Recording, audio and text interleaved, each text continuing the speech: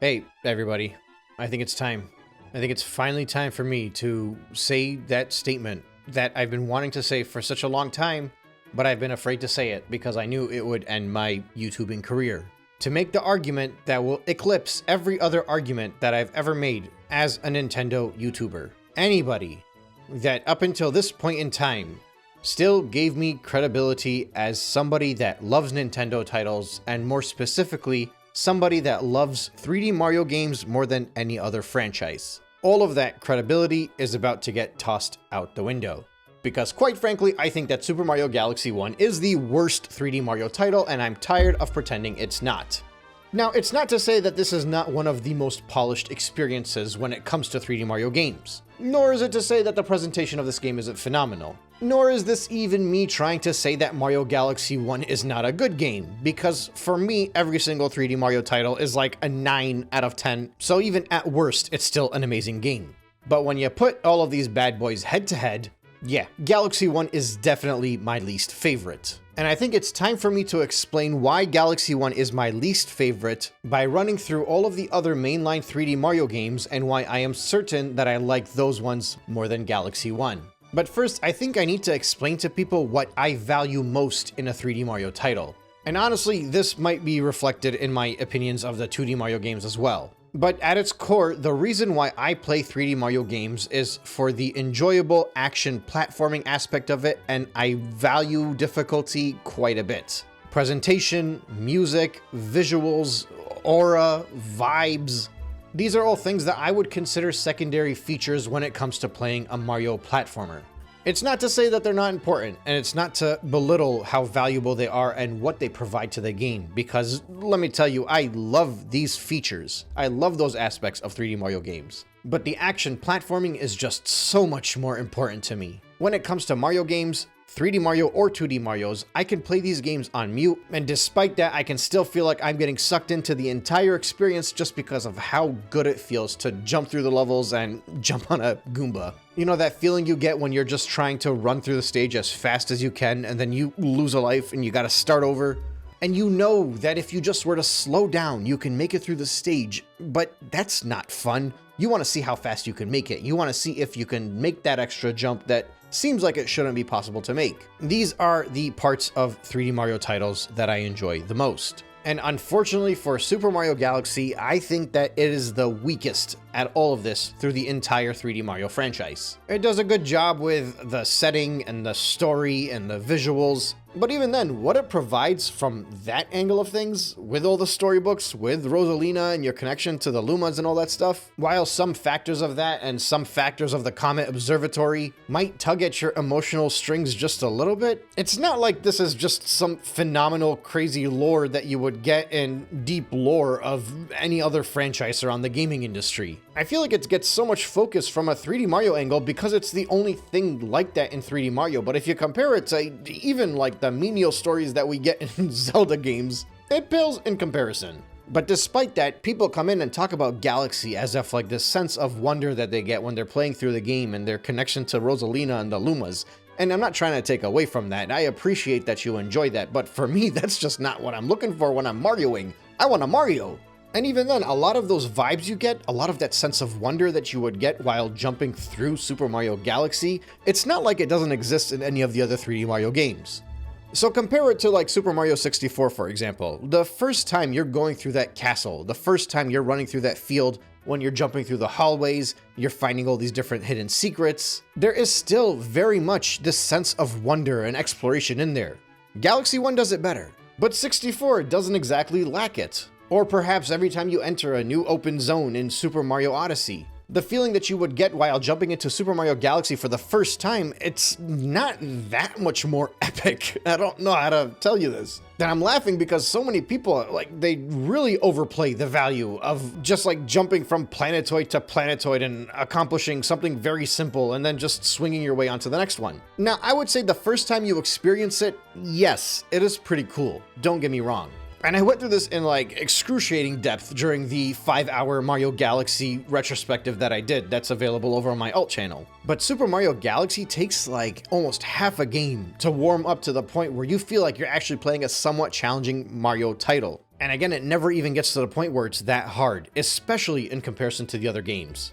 And I thought that might have been a skill thing. I'm like, oh, maybe I'm just like getting whiplash because I was just conditioned by playing Super Mario Sunshine before getting to Mario Galaxy. But then I jumped into Super Mario Galaxy 2, and I still got all of that fun space exploration stuff. I still got a lot of those vibes of being in the different skyboxes and jumping from different planets to planets. And most importantly, I got knocked on my butt and got a game over in the first world. Now, the big difference between Galaxy 1 and Galaxy 2 is when you're kind of looking at it, it doesn't have that aura.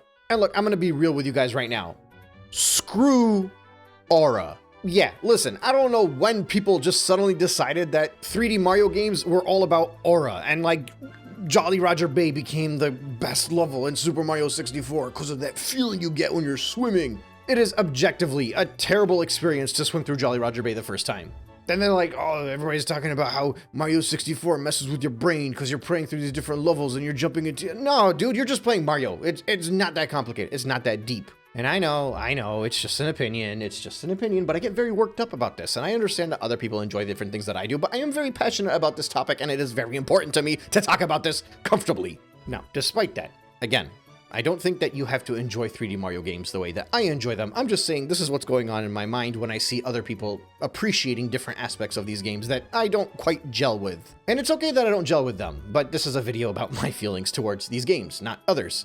Now, Super Mario Galaxy 2, I think, is amazing. I think that the aura and the vibe and all that stuff that people are looking for can still very much be found in most of that game. But the difference is when it comes down to the actual 3D platforming, the actual challenge, the actual action aspect of it.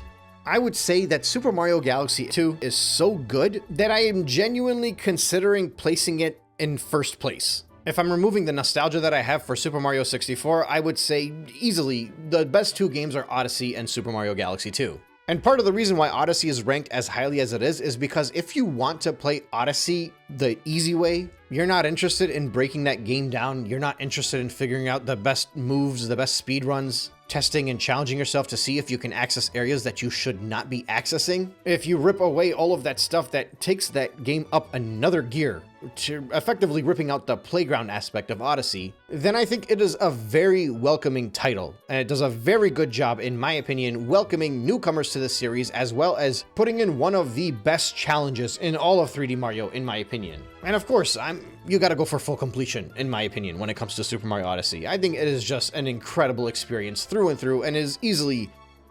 Between that and Super Mario Galaxy 2, I don't know which one I would pick, but the difference is with Super Mario Galaxy 2, it's a lot more narrowed down, it's a lot more focused, it's a lot more typical of a 3D platformer. But I'm convinced that those two games are easily my top. Just behind those, you would be surprised to hear this, but it's actually 3D Land.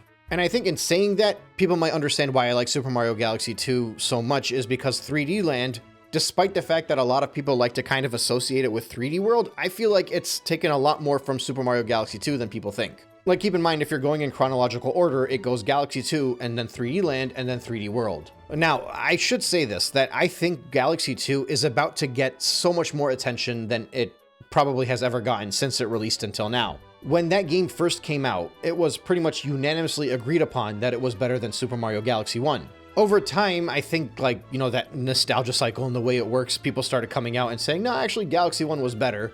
And for the most part, it's because more people had played Galaxy 1 than Galaxy 2, in my opinion. Or maybe they only played Galaxy 1 and they remember, like, the vibes, and then they revisited Galaxy 2 and they didn't like the vibes as much. I don't know. But when you're looking at it from, like, a 3D platforming angle, which is what I think a Mario game should be gauged at the most, definitely Galaxy 2 was better, and it was agreed upon that it would be better when people had played it initially. But then following Galaxy 2, we got 3D Land, and the Galaxy 2 visuals kind of look like 3D Land, and then 3D Land and 3D World were all kind of associated with, like, the new Super Mario Bros. Craze, so everybody felt like it was just, like, watered down 3D Mario effectively for a while. There was a lot of weird baggage at the time because of the image that the Wii U had, and especially the 3DS early on in its life cycle.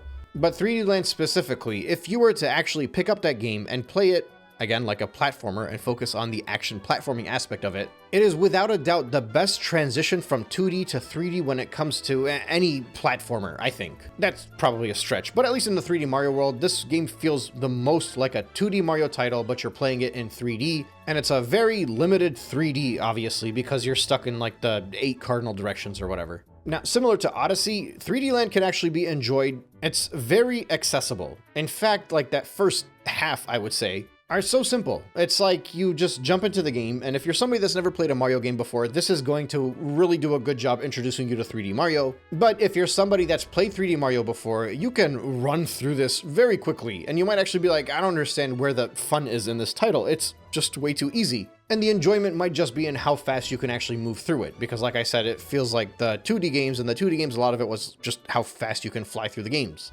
But then you get to like the end game after like the first 8 stages are unlocked and whatever, and when you're going for a full completion, everything just kicks it up such a massive gear. And I don't know, at that point in time, whenever I play through 3D Land, I feel like it's just the game becomes a personal challenge. It's telling me that it does not think that I have the capability of beating it. And I'm just like, I'll show you, and roll up my sleeves, and I gotta beat the hell out of that game. There are so many times where I'm just like holding the 3DS in my hand and I'm just like so frustrated because I'm like, I gotta beat this stage, but I keep dying at the exact same stupid jump. But again, this only happens after you get through the very simple and very fun, I would say, easy portion of it. But ultimately, when you're done going through this game, the same way where it's like when you're done fully going through Mario Odyssey, when you look back at it, you remember all of those highs and lows when it comes to the simplicity, when it comes to the art style and the colors and all the enjoyment that comes with it, but it's that challenge that makes it so memorable. Now, for a lot of people, they like to shrug off 3D Land and be like, well, you know, 3D World is basically like the actualized version of 3D Land, and I couldn't disagree more. 3D World is fundamentally different to 3D Land. I think 3D Land is a lot more focused on the platforming side of things. Like, it's a super zoomed in, smaller space, test your might experience.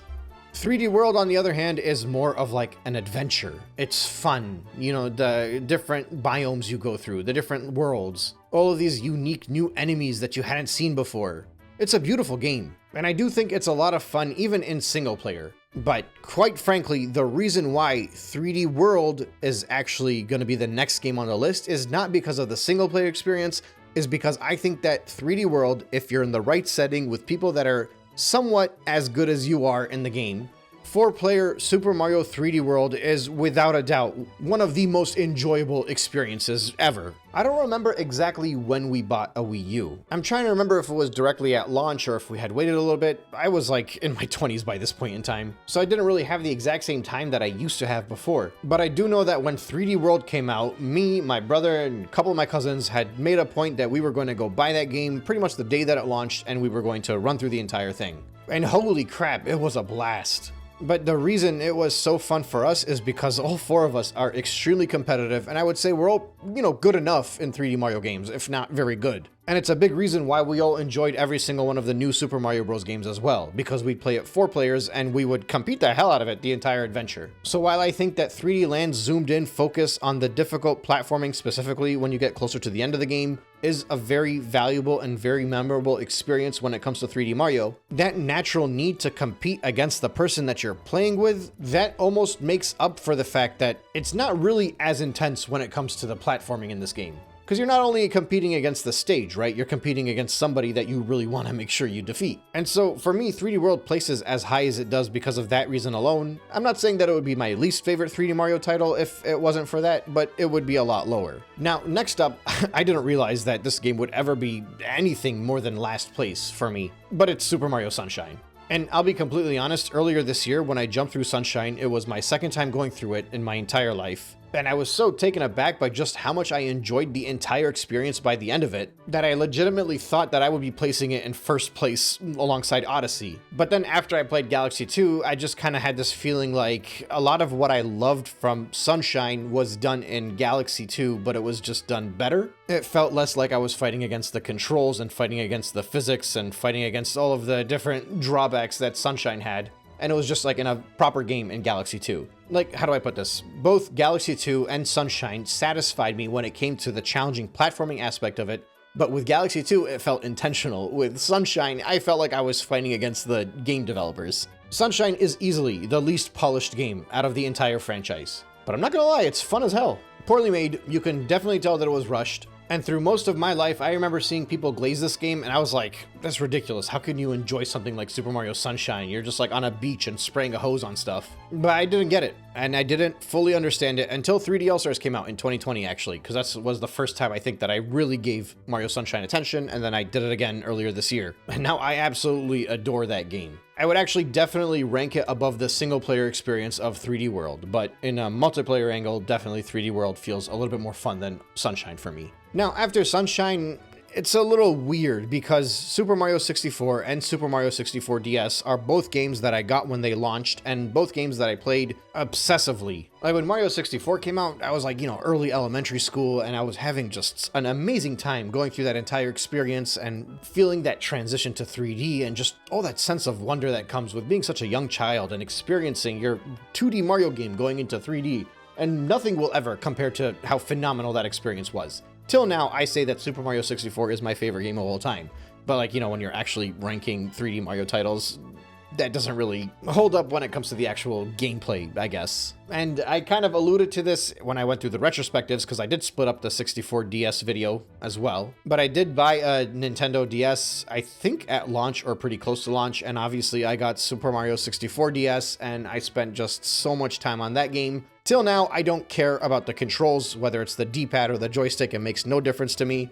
I'm willing to yield and say that the analog stick on the 64 allows the 64 experience to be a little bit more fun to just really mess around in. But I don't know, when I play 64 DS, I don't feel like that adapting takes necessarily that long. And I think pretty much everything that's added in 64 DS that a lot of people like to complain about is not something that I find to be a flaw. I think that there is a hypothetical full experience of Super Mario 64 where they combine all of the best features of Mario 64 and 64 DS into a good game with good controls, and they release it online. And now that I think about it, I can probably find that type of mod online. I'm sure somebody's done it. Actually, I'm pretty sure there's like 15 of them available. So that might be what I'm doing after I'm done this video, to be honest. But the point is, for me, 64 and 64 DS, I do consider them separate games. I don't consider them the exact same experience. I think they're each worthy of their own praise, and they each have their pros and cons. But despite that, I would say that just the affinity I feel for both games and how fun I enjoy both of them, regardless of which one I happen to be revisiting, and I do revisit those ones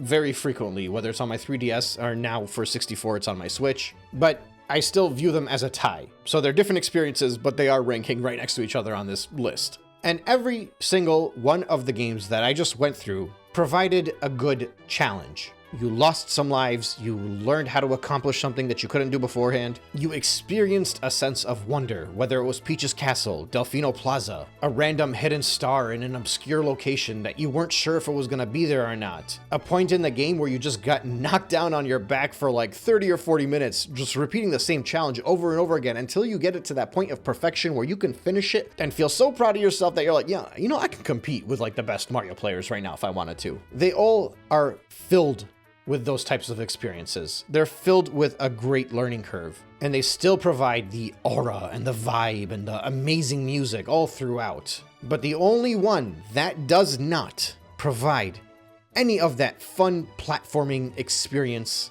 is Super Mario Galaxy. Not enough, at least. Even like the most challenging stars that you're like, oh, this is it. This is the moment where I'm gonna have to actually like roll up my sleeves and try this one out. After a few tries, it's like easily taken care of. And look, this is not because I spent ample time playing Super Mario Galaxy. Like I played it once when it first came out, and then I think I just revisited it like casually throughout the years, nothing like intense. And like by the time I got to 3D All-Stars, that was like when I was really putting in full effort, to the point where almost when I played it in 3D All-Stars, it felt almost as fresh of a new experience as Sunshine did. But despite that, like I was just so bored out of my mind in 2020 playing through Galaxy. And again, it could be the whiplash of going from Sunshine and then going to something so simple. Because the exact same thing happened earlier this year when I was going through the retrospectives, and I went through Sunshine and then I went to Galaxy, and I was just like, man, I need to finish this game so I can move on to the next thing. And I'm being genuine when I say this. I think if you're somebody that finds Super Mario Galaxy challenging, that's fine. I'm not saying that it's not a difficult game. But I think if you were to jump to any other 3D Mario title, you might understand what I'm talking about when I say that Galaxy can like be mind-numbingly boring at times with how simple it is. Especially when it comes to a revisit. Because the reality is, the thing that was amazing about Galaxy was like the first time seeing Mario just like rotating around these planetoids, doing a long jump and just seeing him spin around it. Like, it was so cool seeing Mario go up to outer space. But the reality is it was all like a novelty. It was a gimmick. And that novelty, eventually, like, you're gonna get bored of it. And as somebody that grew up with the Mario series, you know, now it's like almost 20 years since that game came out.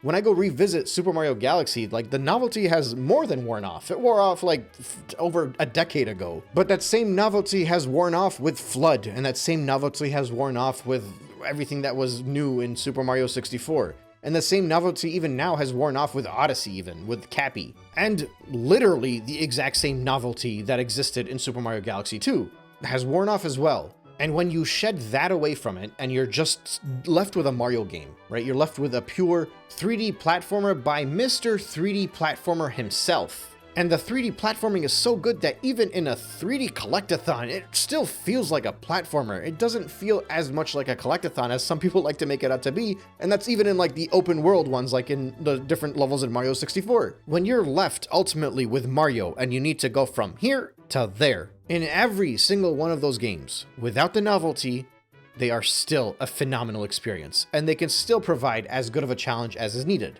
Even if you get good, it's still going to put you to the test, at least in a few locations. But Galaxy 1, unfortunately, every time I visit that game, it gets worse. And I almost wish that I never played that game again, because when I played it the first time, I was mesmerized. I was so obsessed with Galaxy 1 even before that game released. I remember watching trailers for the game before it came out. I was in high school. Everybody around me had an Xbox 360, was planning on getting a PlayStation 3, and I'm just like, you guys are insane. This is Mario in outer space coming next year, and you're gonna waste your time on these other consoles? I mean, in fairness, I had an Xbox, and then we also got an Xbox 360, and I was playing through Halo and Call of Duty quite a bit during that amount of time. But still, my eyes were on the prize, man. I was waiting for that Wii to come out, and then the Wii came out, and they delayed Galaxy for another year, and I was like, it's fine, I'll just play Wii Sports for now. But the point is that I still remember going through like all of the different galaxies and all the different biomes and feeling that same vibe that people are just so obsessed with when it comes to Galaxy the first time. So it's not like I hated it the first time. I loved it. I adored it. But the unfortunate reality is that it's the only one of the 3D Mario games that the more I play it, the more I dislike it. And I think I might know why, but I don't know if it's like this is the only reason. It's because through most of this game, you're safe. You can't fall off. Like, you're in outer space, but the gravity always puts you exactly right back where you need to be. I guess I shouldn't say always, but through most of the game, that's what it feels like. There are a lot of sections where it's like there's a black hole that'll pull you in if you screw up here or there, but it never feels like it's dangerous. There never feels like there's any type of a risk in that title. And you know, that's like not even considering the full completion, where basically you're just playing through the entire game again as Luigi. And speaking of which, going through it as Luigi is actually a much better experience because of the different physics that Luigi has, and also the different challenges that you get when you're going through the various stars with like the races against Cosmic Mario and whatnot. They get more challenging when you're Luigi. And I think I've said this before, but the next time that I play Galaxy 1, I'm gonna skip all the Mario stuff. I'm gonna have a saved file ready to go after you've beaten Mario and then just go through the game with Luigi, because I genuinely want to see if my perspective and my opinion of this game changes if I eliminate all of that first half of it. And the problem is that it's the identical experience, so it becomes mind-numbing to go through it 2 times in a row that quickly. Like in Galaxy 2, the green stars legitimately provide a different challenge, even though you're going through the same stages. Odyssey is similar with the moons, even 3D Land, when you go through the game again after completing it the first time, and it's just like the same stuff, but they found ways to make it more enticing. Even though you're going through it again, it still feels very much different. I never get that feeling of redundancy. But jumping in Galaxy 1 directly from Mario to Luigi, it puts me off. Like, it's not the kind of thing where I think most people should do back to back. It's like, you know, if you want to come and revisit the game later, pick Luigi.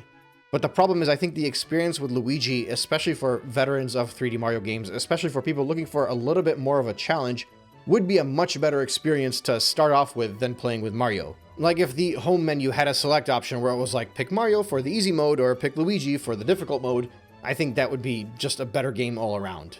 But as it stands, that's just not a reality, and you won't know whether or not Luigi is more difficult until you go through the entire game, and then they're like, okay, well, you did it once, now do the exact same thing again. But, you know, you can jump a little higher, and it's a little bit more slippery, and some of the challenges are going to be a little bit more hard. And, yeah, this is my very long rant about why Super Mario Galaxy 1 is my least favorite 3D Mario title, and I'm sick of all of the glaze it gets because genuinely I'm like, of all of the 3D platforming Mario experiences, they are all so amazing.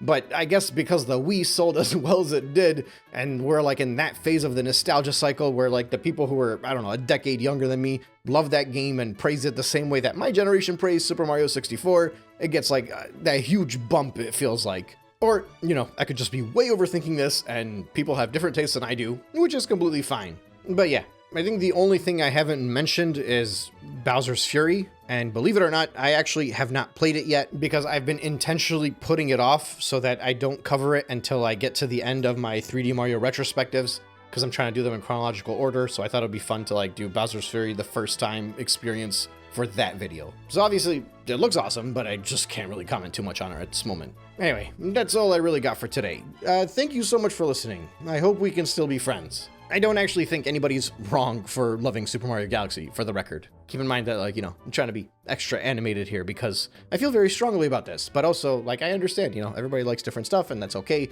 but, like, you know, I am a Nintendo adult, so we're very weird sometimes when we talk about our games, man. Especially when it comes to Mario. Alright, I will catch you on the next one.